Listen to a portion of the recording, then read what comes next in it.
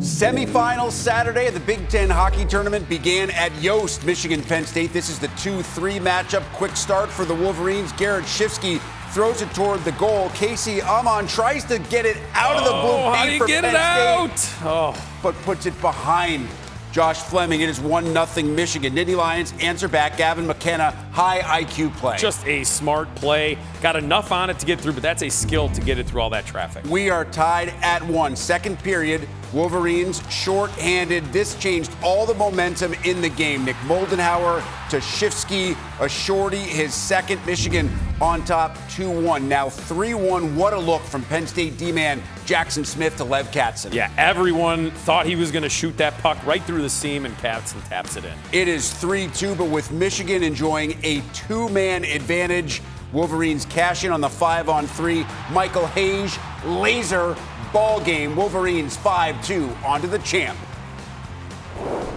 Our coaches just said, you're playing for more time together, more games together. So we kind of just took that and ran with it. And, we have such a tight-knit, close group here. We're always hanging out with each other, and it shows on the ice. It's pretty evident. Just proud of the guys. Have a good F3, D protect middle. I thought our PK was outstanding tonight. It was just one of those games where you got to find a way, and guys dug in. Michigan would then settle in, get comfy on the couch, and watch Ohio State, Michigan State to find out who they'd play. Early on, Spartans take the lead. Less than 2 minutes in, Shane Van Sage beats Christopher Eberle. 1-0 MSU. Back comes Ohio State. Riley Thompson. We are tied up at 1 in the second. Buckeyes. Late in the power play, Jake Carabella.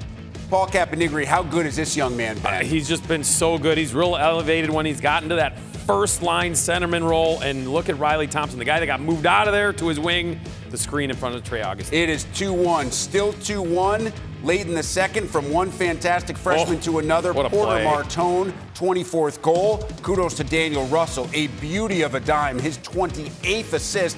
We are tied at 2-0 in the third. We're headed to overtime. In just a couple of minutes in, it's that Ohio State line. Once again, Carapella leaves it for Karan. Off the defenseman's stick past Trey Augustine. Ohio State pulls off the upset 3-2.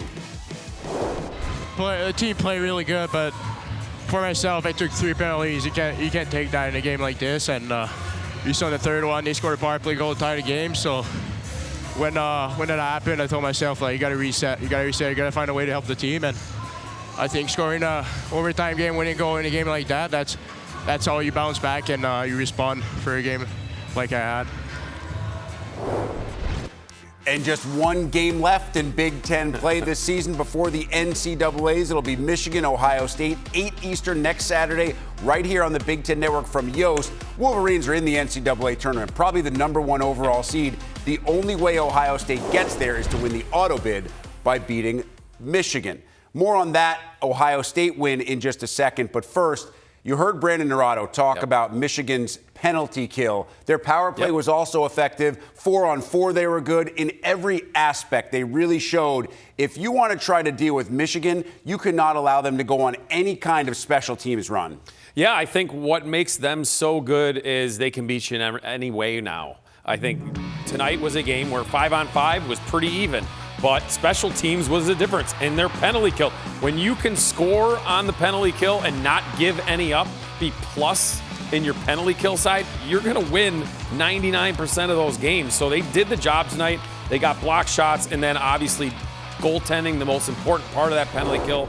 Ivan Kovic was special. So it's just another way for them to win. I think that's what teams that aspire to be national champions, every game's going to have a different element, and they seem to be able to beat you in many different ways, and tonight was special teams. Jack Ivan Kovic, absolutely terrific for Michigan. You could say the same thing about Christopher Eberle, who did a really nice job between the pipes for Ohio State. And then Steve Rollick and this team got the offensive lift that they needed. Give the Buckeye coach credit for shifting those lines late in the season when things weren't going well, and now that top line is playing as well as any line in the country. They were the best group out there on the ice tonight, and it was very evident. I mean, this play right here by Jake Carabella, there was nothing going on there.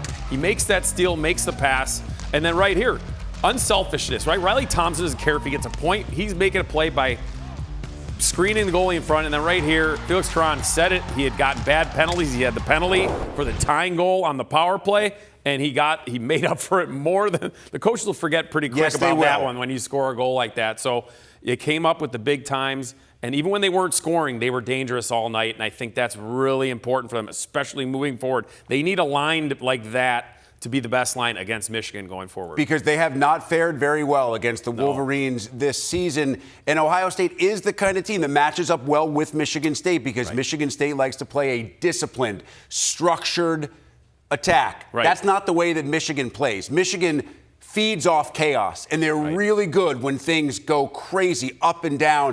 How does Ohio State kind of settle in and figure out a way to win this game and get to the NCAAs? Yeah, I mean, first and foremost, they need to have that top line to being as good as it was tonight, and then they have to be disciplined, and they can't make mistakes. You're going to make some mistakes. You can't compound a bunch of ones. You got to keep minimal, and then your goaltender has to be great. That's always the remedy, especially on the road against the number one team in the country.